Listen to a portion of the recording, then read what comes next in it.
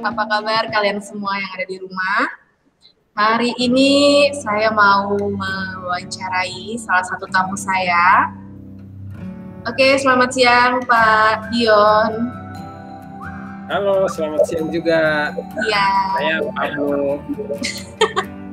Pak Dion apa Pak Pablo ini kita panggilnya? Pak Pablo saja.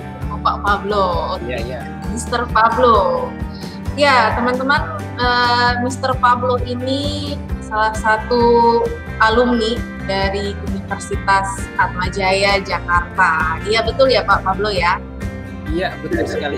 Oke, beliau ini adalah mahasiswa pasca sarjana jurusan psikologi ya, sains psikologi ya. Bapak bisa memperkenalkan diri mungkin ke teman-teman? Baik, terima kasih Bu Maya. Betul sekali, saya ini termasuk salah satu alumni dari Universitas Katolik Atmajaya Jakarta. Saya setelah S1, saya mencoba untuk lebih memperdalam pengetahuan saya dan melanjutkan kuliah di Atmajaya mengambil jurusan psikologi. Pak Pablo di sini kalau boleh tahu asalnya dari mana ya Pak Pablo ya? Saya asalnya dari NTT Flores, terutama Nagekeo, Kota Keo, khususnya Desa Kota Keo. Oh, putra daerah ya Bapak ya? Ya, kebetulan saya bisa dibilang orang kampung datang ke kota. Oke Bapak, hari ini saya mau tanya-tanya sedikit ya, perjalanan panjang Bapak sampai ke Jakarta, bagaimana Bapak memutuskan untuk sekolah lagi ya, melanjutkan sekolah ke jenjang S2 yang notabene tidak mudah seorang putra daerah melangkah sejauh itu dengan tujuan untuk melanjutkan sekolah. Biasanya kan orang melangkah ke Jakarta tuh untuk cari pekerjaan, ya kan? Banyak perantau yang datang ke Jakarta untuk mengadu nasib istilahnya. Nah, Bapak jauh-jauh ke Jakarta untuk sekolah nih. Kenapa nih Pak? Alasannya apa memilih Jakarta dan keputusan untuk sekolah lagi itu kenapa Pak? Mungkin bisa di-sharingkan sedikit. Kalau saya yang pertama saya memutuskan untuk kuliah lagi itu terdorong oleh pertama motivasi dari dalam diri ya untuk memperdalam ilmu saya. Nah, kebetulan saya juga tamat filsafat, tetapi saya juga minat untuk belajar tentang psikologi. Nah, kemudian kedua itu didukung oleh orang tua saya juga yang mendukung saya untuk coba mengambil tingkat pendidikan yang lebih tinggi lagi. Nah, itu setelah saya selesai S1 saya itu latar belakang filsafat. Nah, motivasi itu juga didorong oleh beberapa teman, sahabat yang mencoba, yang terlebih dahulu membuka jalan, memberi pandangan. Nah, dengan begitu saya semakin termotivasi untuk melanjutkan kuliah. Kemudian saya memilih Jakarta. Jakarta itu kata orang itu biasa istilahnya itu bilang ibu tiri, ibu kota, ibu kota lebih kejam daripada ibu tiri. Nah, kata orang gitu, ibu kota lebih kejam dari ibu tiri ya. Nah, itu saya mau merasakan sekejam apa sih ibu kota itu yang disebut dengan metropolitan. Nah, saya ingin mengetahui sekejam apa. Nah, dari situ saya juga mau termotivasi dengan itu. Setelah itu ada beberapa teman juga yang sudah terlebih dahulu ke sini membuka jalan, mereka juga yang memberi motivasi. Salah satunya ini adalah Ibu Maya sendiri. dan juga beberapa teman-teman lain. itu yang mendorong ya, beberapa hal yang mendorong saya ya, nah, untuk mencoba mengadu nasib ya, selain mengembangkan pengetahuan saya juga, mengembangkan kemampuan saya yang saya rasa belum cukup atau masih kurang. Saya juga mencoba bagaimana hidup mandiri di Jakarta yang kata orang lebih agak kejam ini. Terus memilih Atmajaya. Kenapa itu Bro Pablo memilih Atmajaya? Kampus di Jakarta kan banyak, Bro Pablo. Kok milih Atmajaya? Ya, saya memilih Atmajaya. Itu kira-kira kenapa ya? Karena ya Atmajaya ini salah satu kampus swasta yang namanya sangat dikenal ya, cukup dikenal, terutama di daerah-daerah di kampung gitu ya. Di lain sisi dari sekolah negeri, universitas negeri seperti ya Atmajaya juga ya dikenal dengan kualitasnya. Selain namanya yang terkenal, kualitasnya juga bagus. Beberapa alumni yang kebetulan dari NTT juga yang datang kuliah di sini juga dapat kita lihat bagaimana kemampuan mereka.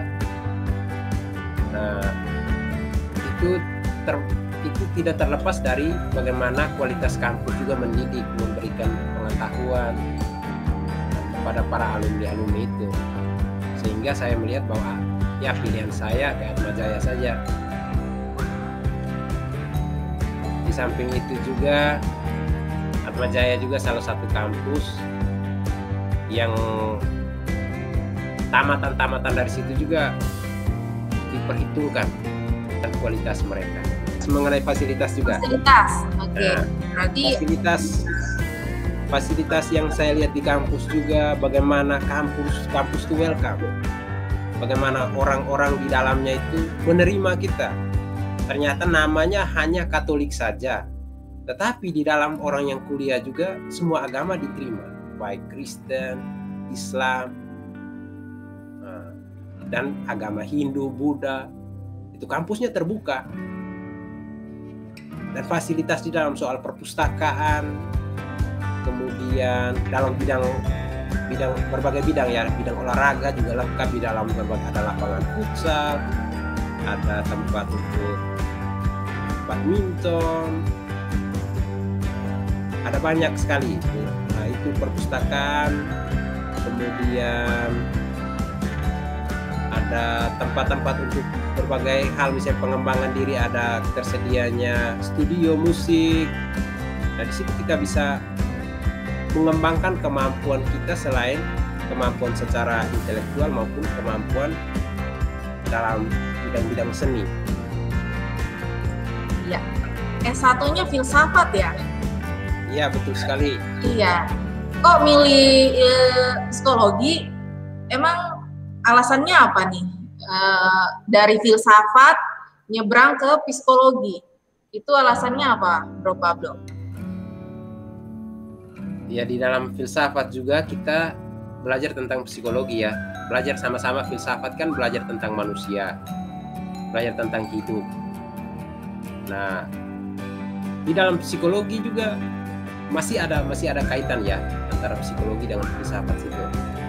Jadi saya mencoba untuk lebih belajar mengenai manusia, terutama lebih memperkaya itu bagaimana jiwa. Nah, psikologi kan tentang kejiwaan ya, belajar tentang jiwa manusia. Di dalam ada perilaku, ada mengenai intensi yang mendorong seseorang untuk berperilaku. Nah, sehingga saya juga mencoba untuk mengambil psikologi. Selain itu, saya juga tertarik dengan hal psikologi, bagaimana saya, karena cita-cita dulu saya juga ingin menjadi seorang yang mampu membantu orang, misalnya mengatasi berbagai persoalan, memberi motivasi. Nah, saya punya keinginan seperti itu. Saya tertarik dengan salah satu tokoh, misalnya di TV, televisi itu saya dulu biasa suka nonton Mario Teguh yang memberikan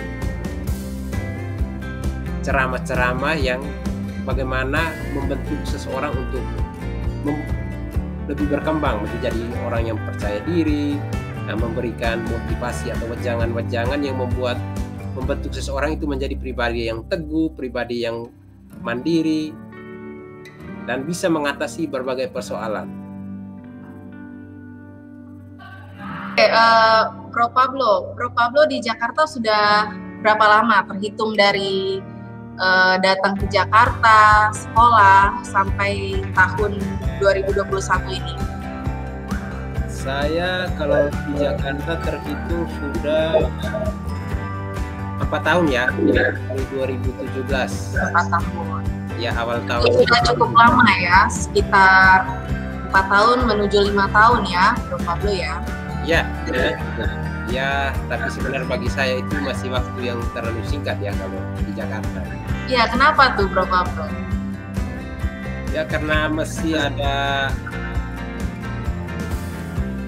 hal-hal yang bagi saya masih asing saya di Jakarta ini. Jadi hal yang asing itu saya coba lebih menggali untuk memperdalam pengalaman saya di Jakarta, bagaimana kehidupan di sini. Ada banyak hal yang dapat kita pelajari di sini. Ternyata dari kekejamannya sebagai ibu kota itu memberikan tantangan tersendiri, menantang kita untuk lebih coba menjalani kehidupan yang penuh tantangan ini. Asik, menjalani kehidupan yang penuh tantangan. Sok bijak gitu ya. Ya, Bro Pablo, ini kan nanti bakal ditonton sama anak-anak sekolah ya, karena channel saya ini kan berfokus untuk anak-anak SMA. Bagaimana nanti mereka menentukan pilihan jurusan ketika mereka tamat SMA, mereka mau belajar apa, mau jadi apa. Nah, saya pengen Bro Pablo nih sharing nih ya, atau mungkin bisa ngasih tips-tips buat adik-adik semua. Misalnya kalau kita mau menentukan jurusan, nah, berkaitan dengan prospek karir mungkin Bro Pablo mungkin bisa sedikit sharing ketertarikan atau poin-poin plus yang bisa Bro Pablo sharingkan ke adik-adik semua di rumah. Seperti itu kurang lebih. Ini mengenai tips ya, tips sebenarnya saya ini ya, tips yang pertama itu sebenarnya kita harus mengenal kemampuan diri kita. Kalau mau berbicara soal keberhasilan, dari mau sharingkan soal pengalaman saya merasa saya belum berhasil sama sekali. Walaupun saya sudah kuliah itu hanya bagaimana kita mengembangkan diri, tapi keberhasilan ya, orang definisi keberhasilan kan berbeda-beda. Tapi bagi saya untuk membagikan sesuatu itu saya rasa saya belum punya ya untuk dibagikan.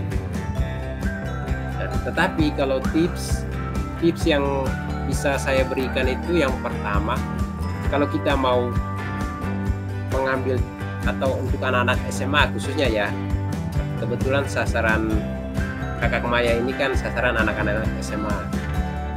Nah, mungkin pertama kita harus mengenal kemampuan kita. Saya tuh punya kemampuan di bidang apa ya? Kemampuan kita harus mengenal diri kita dulu. Saya mampu di bidang apa? Setelah itu saya hobinya apa? Hobi juga penting, bagaimana menentukan keputusan kita itu mau lanjut ambil kuliah di mana. Karena kalau kita kuliah itu berkaitan dengan cita-cita dan pekerjaan kita. Nah, kalau kita mengerjakan apa yang sesuai dengan hobi kita, nah kita pasti akan menikmati dan kerja juga tidak asal-asal. Nah, karena berkaitan. Nah itu. Jadi ada kaitan antara bagaimana kita harus mengenal kemampuan kita mampunya di bidang apa, atau mengenal talenta dalam diri kita. Setelah itu kita hubungkan dengan hobi kita. Kira-kira saya nih saya hobinya di bidang apa apakah masih ada kaitan dengan kemampuan diri saya ini yang kemudian bisa saya kembangkan ketika saya kuliah dan ketika saya terjun ke dunia kerja. Kita kadang orang terpengaruh dengan misalnya soal lowongan kerja. Kadang orang pilih kuliah jurusan ini atau karena tuntutan, bisa jadi karena tuntutan orang tua, arahan dari orang tua, kamu kerja di sini, kamu harus kuliah ini supaya besok-besok kamu kerja di sini. Itu tidak salah, memang orang tua pasti menginginkan yang terbaik untuk kita. Kita boleh dengar, tetapi keputusan memang ada di tangan kita ya. Kita boleh dengar masukan dari orang tua, dari siapa saja. Orang tua kan mereka yang akan mengongkos, membiayai kita. Nah, kita boleh dengar dari mereka. Tetapi kita kembali pertimbangkan kembali hak soal kemampuan kita itu, potensi yang ada dalam diri kita. Sejak sekarang misalnya saat kuliah, saat kelas 1 SMP, tingkat SMP, kemudian SMA.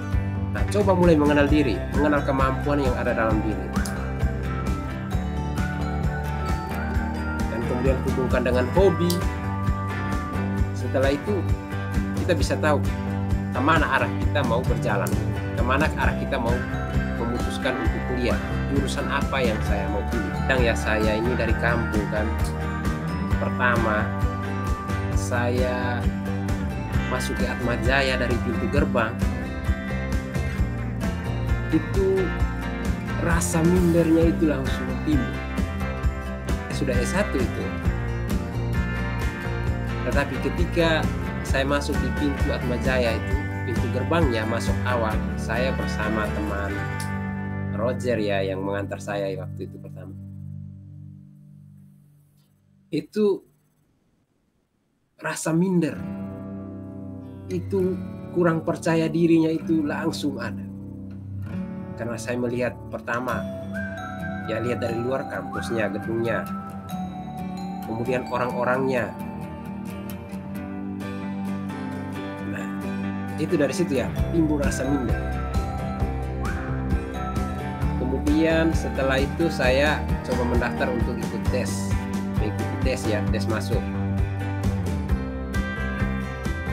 Tes masuk itu saya bertemu dengan orang-orang yang saya lihat, kalau dilihat dari penampilan saja itu penampilan dari segi materi, kemudian dari segi kemampuan, hampir semua aspek itu saya merasa saya paling kurang lah di dalam kelas ini. Berlatar belakangan saya merasa untuk pengetahuan ya, kita yang dari saya yang dari kampung ini kan tidak mungkin bisa bersaing, mungkin bisa bersaing dengan orang Jakarta, tetapi itu butuh waktu untuk adaptasi. Ada rasa minder, ada rasa tidak percaya diri, punya ketakutan juga. Apakah saya bisa bersaing dengan mereka ini? Apakah saya bisa, kalau untuk menyelesaikan kuliah ya pasti itu sudah menjadi target, itu keharusan. Tetapi ketika berkuliah itu persaingan dengan mereka itu saya merasa sangat kurang dari semua aspek. Nah, tetapi saya mulai mengenal mereka satu persatu, saya berusaha untuk adaptasi. Nah, mulai menyesuaikan dengan bagaimana gaya mereka. Ternyata orang-orangnya itu baik-baik semua, dan hampir 90% lah itu hampir semua orang Cina ya, lebih dominan, orang Cina lebih dominan. Tapi orangnya baik-baik, welcome, orangnya apa adanya.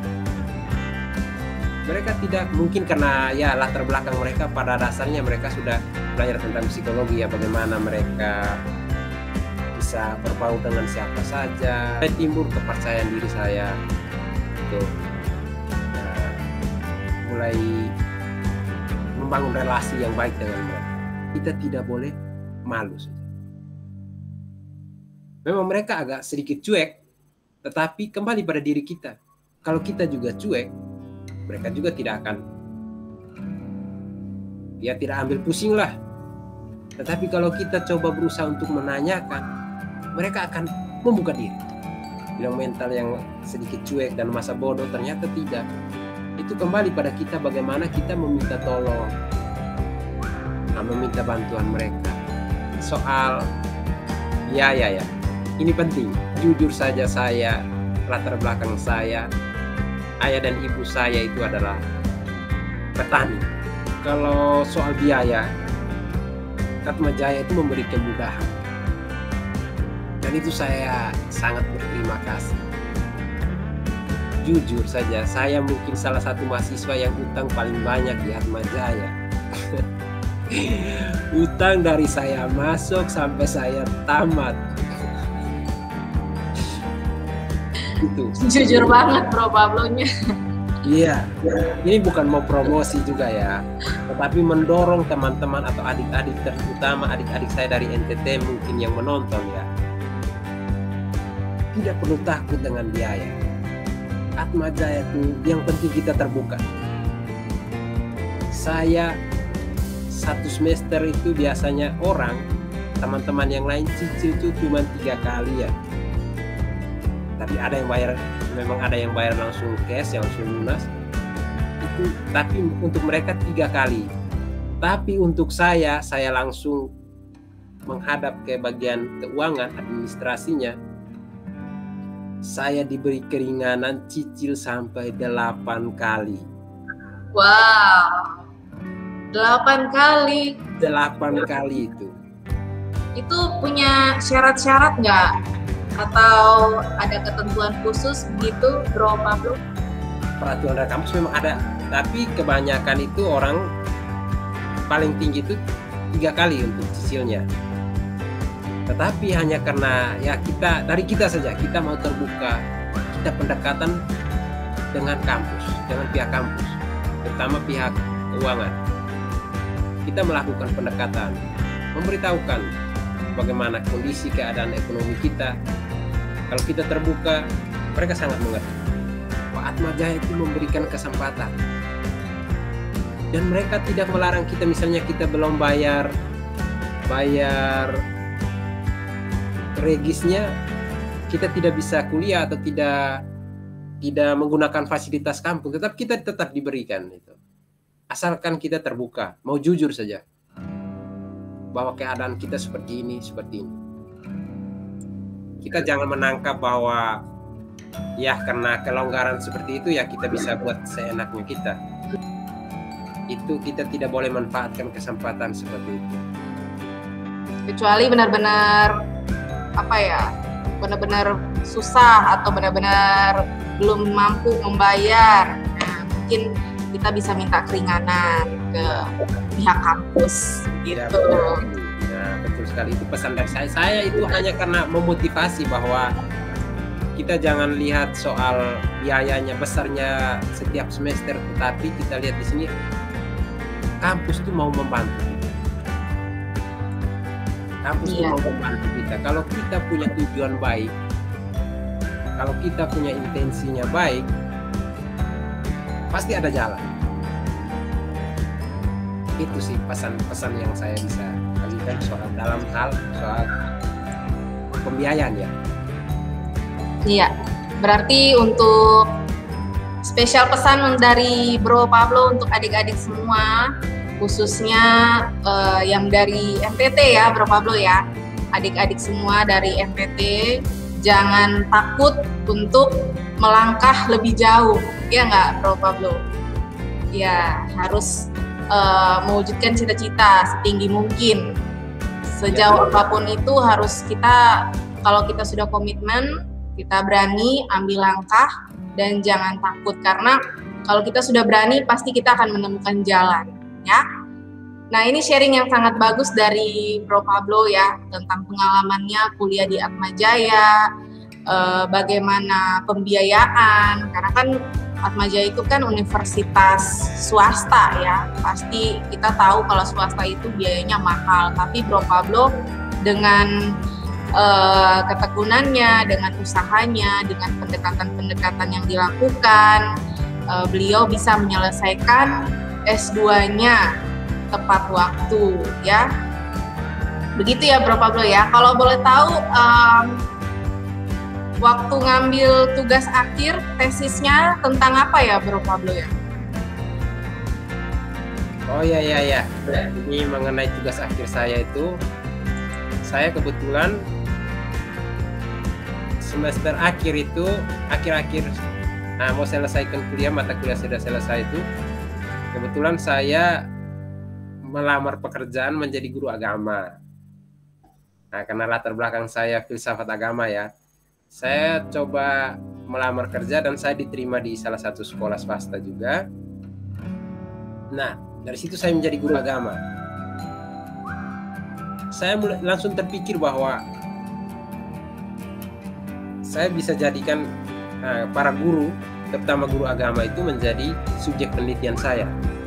Sehingga apalagi pada waktu itu 2019 ya, masih kental-kentalnya dengan adanya pengaruh agama ya terhadap kehidupan sosial masyarakat, terutama mengenai radikalisme ya. Nah, saya tertarik dengan itu, bagaimana radikalisme itu sangat pengaruh terhadap, apalagi negara kita ini adalah negara multikulturalisme dari berbagai suku, terutama agama. Akhirnya saya memilih tema itu.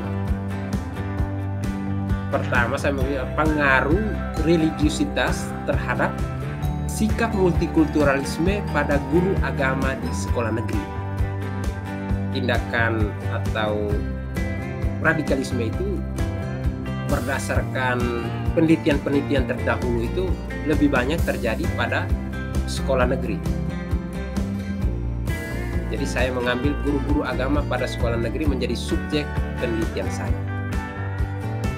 Waktu itu pernah cerita ya, pernah melakukan penelitian di Bandung ya, bersama organisasi dari kampus ya, kalau tidak salah ya, dan juga pernah ke Papua. Kakak Pablo nih sudah pernah sampai Papua loh teman-teman. Pace. Udah bisa dipanggil Pace. Nah, Kakak Pablo mungkin bisa sharing nih, kenapa sampai bisa melakukan kegiatan di luar kota, bahkan sampai ke Papua. Nah, ke Bandung itu memang itu kegiatan dari kampus. Dan di situ bukan hanya mahasiswa saja, tetapi juga para alumni, mengundang para alumni untuk terlibat dalam kegiatan itu. Nah, kebetulan saya masih mahasiswa semester akhir. Akhirnya saya coba melibatkan diri. Dan kegiatan itu kami mengunjungi salah satu tempat panti asuhan. Itu di sana untuk panti asuhan, tetapi khusus untuk para orang-orang yang disabilitas.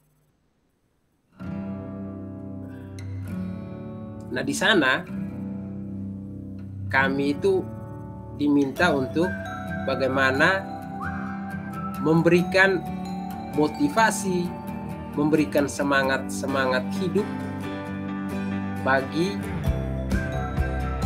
anggota-anggota di sana, anggota panti asuhan, terutama mereka yang disabilitas, kaum disabilitas di sana, supaya mereka itu lebih percaya diri, menerima diri, dan menganggap ini hidup ya tidak harus seperti kita yang normal, tapi mereka juga punya hak untuk itu. Nah, di situ yang bagusnya ada kolaborasi dengan kakak-kakak yang mereka alumni yang juga sedang mengambil S3, nah, kuliah doktor di Atmajaya juga. Nah, itu yang menariknya, di mana kita bisa saling bagaimana belajar dengan orang yang memiliki kemampuan yang orang yang sementara kuliah S3. Itu banyak pengalaman yang mereka sharingkan untuk kami. Ketika di lapangan juga saya juga bisa belajar dari mereka, belajar bagaimana kehidupan sebagai seorang yang disabilitas. Nah itu yang pengalaman pertama ya. Oke, ke Papua ini sebenarnya saya tidak pikir bahwa saya akan ke Papua. Saya akan ke Papua, tetapi itu beruntungnya itu saya kuliah di Atmajaya itu, akhirnya saya dipertemukan dengan salah satu teman kelas saya yang adalah istri dari seorang Kemlu ya, Kementerian Luar Negeri, yang sekarang tugasnya itu di negara di Dakar. Nah, Dakar kayaknya ya. Nah, itu akhirnya itu ibu tuh punya, saya panggil ibu saja ya, Ibu Nia namanya. Itu dia punya organisasi. Nah, di situ ibu coba menghubungi saya dan mengajak saya untuk pergi. Nah, menjadi anggota tim. Menjadi anggota tim dari kelompok mereka yang akan melakukan penelitian tentang buah merah di Papua. Selama hampir satu minggu. Nah, hampir satu minggu kami meneliti tentang keunggulan dari buah merah yang menjadi salah satu penghasilan orang Papua ya, terutama di Kabupaten Timika. Nah, itu ada grup, di dalam itu ada yang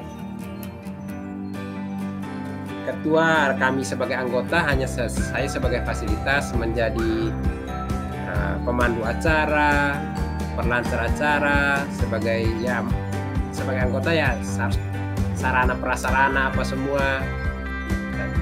Sampai di sana kami melakukan pelatihan itu tentang buah merah, bagaimana cara pengolahannya. Ada juga para ahli juga, orang yang mampu di bidang untuk mengolah buah merah itu juga masuk dalam tim kami. Jadi itu hal yang luar biasa, saya bisa mengetahui tentang bagaimana Timika, bagaimana Papua, bertemu pace-pace. Nah, kami rencana hampir sampai di Freeport. Nah, kami hampir mau sampai ke Freeport itu, tapi waktu itu tuh ada masalah, jadi kami tidak bisa pergi ke sana, itu dilarang dan Freeportnya sedang ditutup ya. Jadi kami tidak sempat di sana, hanya kami pergi ke salah satu tempat namanya Kuala Kencana ya. Itu dia seperti salah satu kota di tengah kampung. Itu kalian bisa bayangkan, salah satu kota di tengah kampung. Nah, di dalam itu ada lapangan golf. Bayangkan di Papua. Nah, ada lapangan golf, ada bar, ada mall yang begitu besar, dan fasilitasnya itu lengkap semua di dalam. Dan itu menjadi tempat tinggal atau rumah-rumah dari para pekerja, orang-orang yang bekerja di Freeport itu, para pegawai-pegawai dari Freeport. Banyak sekali ya pengalaman Kakak Pablo selama kuliah di Atmajaya. Sudah ke Bandung, sudah ke Papua, ya. Beruntung sekali dengan datang ke Jakarta, Kakak Pablo bisa berkenalan dengan orang penting dan juga bisa ikut kegiatan-kegiatan yang positif yang juga tentunya menambah pengalaman untuk Kakak Pablo sendiri. Ya, pesan dari saya untuk mau berbagi pengalaman, saya belum punya banyak pengalaman ya. Tapi untuk pesan itu untuk kalian, untuk pendidikan ya. Ini lebih tekankan pendidikan karena saya juga seorang guru agama. Oke. Kita untuk pendidikan, saya rasa itu pendidikan itu menjadi nomor satu ya. Nomor satu yang mengatasi kemiskinan, apa itu semua itu dari awalnya saya rasa dasar dari semua itu adalah pendidikan. Kita harus terus mengembangkan diri, membuka pengetahuan, wawasan. Itu yang utama. Dikatakan oleh Kakak Maya tadi ya, soal bagaimana kita perbanyak relasi. Ketika kita kuliah, bukan hanya kita sibuk dengan tugas-tugas kampus, tetapi perbanyak relasi dengan siapa saja. Tetapi terutama dalam hal-hal yang positif ya. Hal-hal yang positif di sini tuh bisa bagaimana kita melihat orang yang lebih, kita jangan malu bertanya. Datang berdiskusi. Dan itu yang saya alami. Karena teman-teman saya semua rata-ratanya orang hebat semua. Saya harus mengakui itu. Orang-orang yang hebat dan punya teman sekampus saya itu yang satu kelas dengan saya itu orang-orang yang memiliki latar belakang pekerjaan yang luar biasa, dan yang pengangguran hanya saya sendiri mungkin saat kuliah pertama itu. Semua mereka sudah punya kerja, tetapi intinya kita jangan malu. Terima kasih Kakak Pablo untuk sharing-sharingnya, sangat berarti ya, sangat bagus sekali pengalamannya, sangat banyak sekali nilai-nilai yang bisa kita ambil dari masih sedikit. Kakak Pablo tuh suka merendah ya, merendah di atas bukit. Okay. Bukan merendah, tapi memang kenyataan seperti itu. Ya. Sebelumnya saya juga minta maaf ya kalau misalnya saya sok-sok menggurui, sok-sok menjadi guru dan sok-sok menjadi orang yang sangat berpengalaman mungkin. Tapi mungkin itu saja hanya sharing ya. Karena Kakak Maya ini mungkin orang yang memiliki pengalaman yang lebih juga, hanya ya kita semua punya pengalaman loh Kakak Pablo. Tapi ya pengalaman kita pasti ada yang lebih kaya, tapi saya masih merasa bahwa masih sangat. Iya. Ya, permintaan maaf dari saya. Oke, dimaafkan Kakak Pablo, tapi banyak sekali sharing-sharingnya yang bisa kita ambil sebagai pelajaran untuk kita laksanakan atau kita terapkan dalam kehidupan kita sehari-hari. Oke, terima kasih Kakak Pablo. Kita nanti boleh ya undang-undang Kakak Pablo lagi untuk sharing-sharing mungkin ilmu-ilmu yang pernah didapat di Atmajaya, mata kuliahnya apa saja, mungkin nanti di video berikutnya ya Kakak Pablo ya. Ya, semoga saya masih mengingatnya, nanti kita bisa men-sharingkannya bersama. Oke. Ya, sekali lagi terima kasih Kakak Pablo. Terima kasih juga teman-teman di rumah sudah menyaksikan video dari channel Smart Alchemy. Silakan like, comment, and subscribe. Sorry, closingnya berantakan. Semoga channelnya semakin berkembang ya. Thank you. Banyak. Terima kasih Kakak Pablo. Banyak. Oke. Bye bye. Ya, bye bye.